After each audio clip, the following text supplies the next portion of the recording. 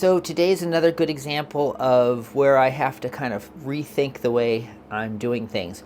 I'm going to put a switch inside the camper that will let me to raise and lower the camper shelf from inside, which is not something that I would normally want to do. And actually, this is the piece that I have built for that right now.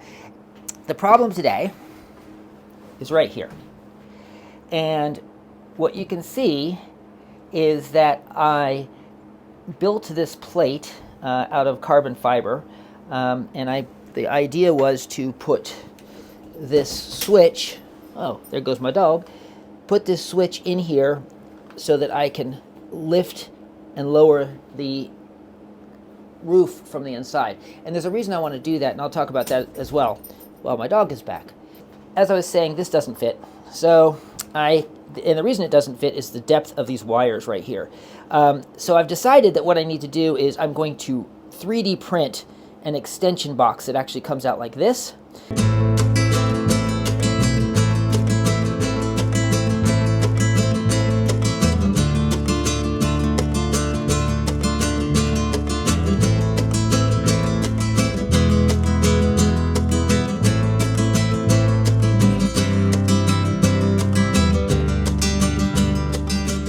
This right here is what I 3D printed, and basically just designed it to give me more space. And of course it fits right in here like this. I will take this out, and this will go right in here like this. And this gives me plenty more space to put this switch in like this. This right here is going to be a safety for that, and that's another thing I'll need to talk about. As a matter of fact, let me just kind of explain the whole idea. Normally, I will deploy the top, which is a hard top, and it'll be done. I wouldn't normally want to raise it or lower it while I'm in the camper, although there's plenty of space to sleep on the floor if I need to clandestinely. But there is times when I may want to have it down while I'm inside.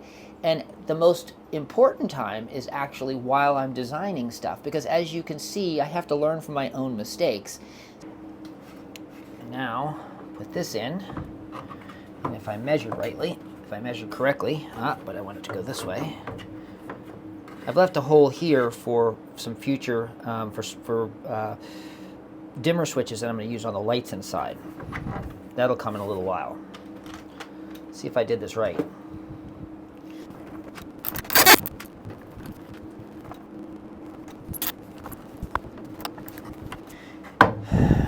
Well, 3 out of 4 went in perfectly, which for me is pretty good odds, given my design skills. But this one was not right, and I've loosened up the little meltable nut that I have in here. So I'll have to take that out and fix that. Because, interestingly enough, as a friend of mine just said, building a camper is like having a house that is constantly exposed to hurricane, tornado, and earthquake forces all the time as it goes down the road, especially something that's going to be off-road.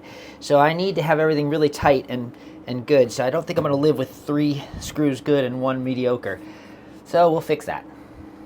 One of the things as a psychiatrist I'm always teaching my patients is to not be afraid of learning from mistakes. If you're not making mistakes, you're either doing things that are way too easy, not challenging yourself, or, well, we always make mistakes.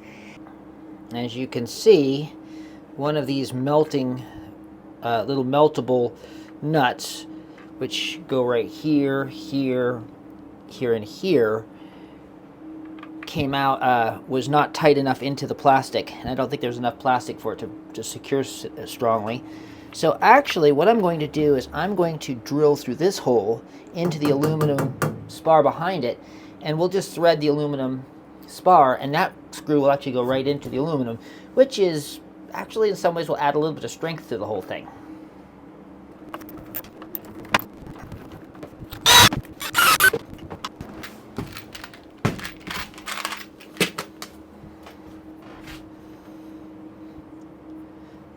I had to get a longer M5 to reach into the back of this since the thread is deeper now. And I don't have black, but I may just switch these out for silver anyways. haven't really decided. Do you guys have an opinion of which looks better, the silver or the black? I'll let you help put it in the comments if you think it's worth talking about, because I'm not sure yet. All right, so here's the silver one, and of course these are the black ones, so not sure yet. All right, now this should fit.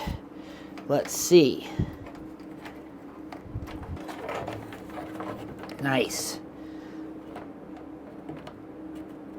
All right, that fits really well.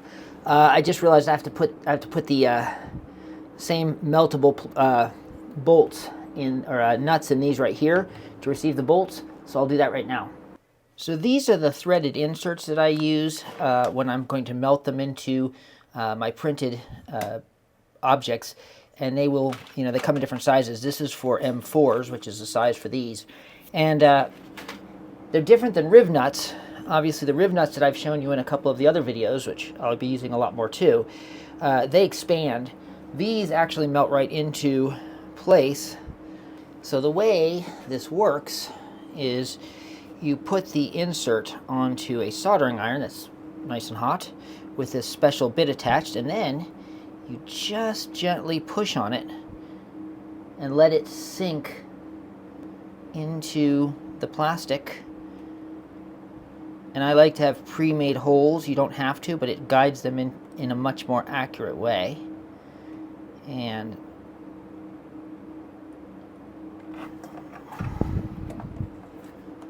there we go. There's the first one. And now I'll do the other 4.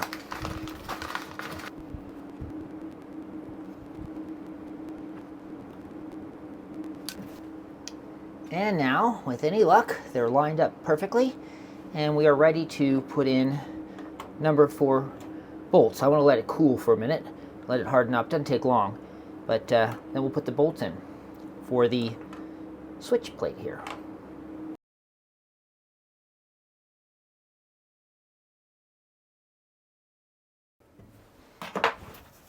All right, and there we go. It's in place.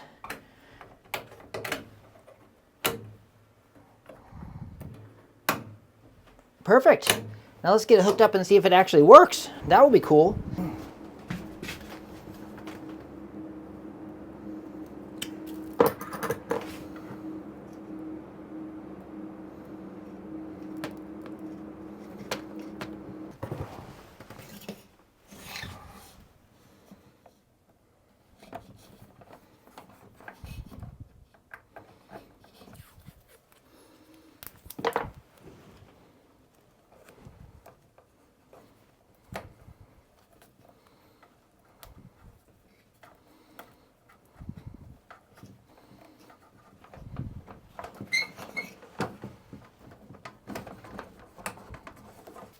Well, all right, now for the moment of truth. I'm always nervous about this because anytime I raise and lower the roof after I've done a bunch of stuff, I want to make sure there's nothing in the way, but got the door closed because this does not use the safety switches, so I can override anything with this. That's part of the issue. That's also why I have it all protected here. So let's see. All right, well, we've got power at least. And now, it works. Look at that.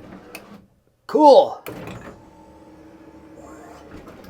That's perfect. And actually, I might as well show you why this is so important to me anyways, because it will make a lot more sense once you understand why I need this stuff down.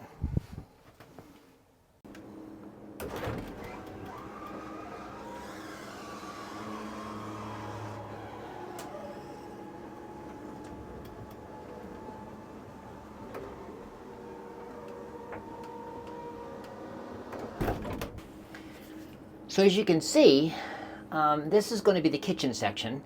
It'll have counter and stuff here. But because the countertop will be here, I have all of this space from the ceiling to here. So what I'm thinking is making some cabinets that will actually go on slides. So as this roof slide goes up, it'll actually pull the cabinets up with it, and I'll have more storage space up here. But really, honestly, I have to be in here to do the measuring. Once I get the cabinets in here, I'm going to have to fit everything with the roof down like this. I don't think I could rough, like I can safely design it, even in CAD, to where I feel like it would work right. So being able to raise and lower the roof while inside the camper is going to be important. Also, I really think under certain circumstances, let's say I really want to camp clandestinely, I suppose we could throw some sleeping bags down here on the floor, close the top down, and really nobody would even know we're in here, which is at times not going to be a bad thing. I've had people ask me, why don't you just buy something like this or have this done? I mean, I'm a physician by trade at this point, so it's really not a matter of not being able to have it done, I guess. But that would completely and utterly defeat the entire purpose. As a matter of fact, one of the main reasons I'm doing this is for my own mental health, because this gives me something to work on and focus on that is totally unrelated to anything going on, politics, my patients, and I have this real urge to try and get my colleagues to spend more time focusing on their non-doctor time to give them a chance to breathe. I think everybody needs some way to kind of hone down, or some way to kind of get their mind off of other things. This really is my relaxation. This is my ability to allow myself to almost meditate a little bit. So there you have it. Listen, like and subscribe. You know how this works. If you want me to keep doing it, I really appreciate comments. The comments really help. They make this a lot easier for me to do videos, because I can answer questions. Also, I read them all. At this point, that's not hard. So, till the next one.